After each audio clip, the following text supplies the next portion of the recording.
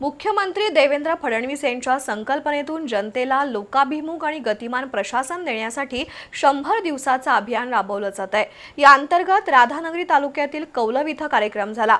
ई-पीक पाहणी, फेरफार नोंद आणि इतर शासकीय कामांसंदर्भात मार्गदर्शन करण्यात आलं, तसंच विविध प्रकारचे दाखले वितरित करण्यात आले। राधानगरी तालुक्यातील कौलव इथं गतिमानता प्रशासन अभियानाअंतर्गत कार्यक्रम घेण्यात आला। तहसीलदार अनिता देशमुख यांनी ई-पीक पाहणी आणि रब्बी पीक नोंदणी वेळेत करण्याचं आवाहन केलं। नागरिकांनी शासनाच्या विविध योजनांचा लाभ घेण्यासाठी आवश्यक कागदपत्र तयार ठेवावीत अशा सूचना त्यांनी केल्या।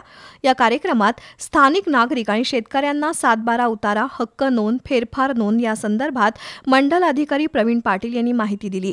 रहिवास दाखला, उत्पन्न दाखला, नॉन क्रिमिलेअर जातीचे दाखले, शिधापत्रिका अशा विविध प्रकारच्या 68 सेवांचा लाभ ग्रामस्थांना देण्यात आला।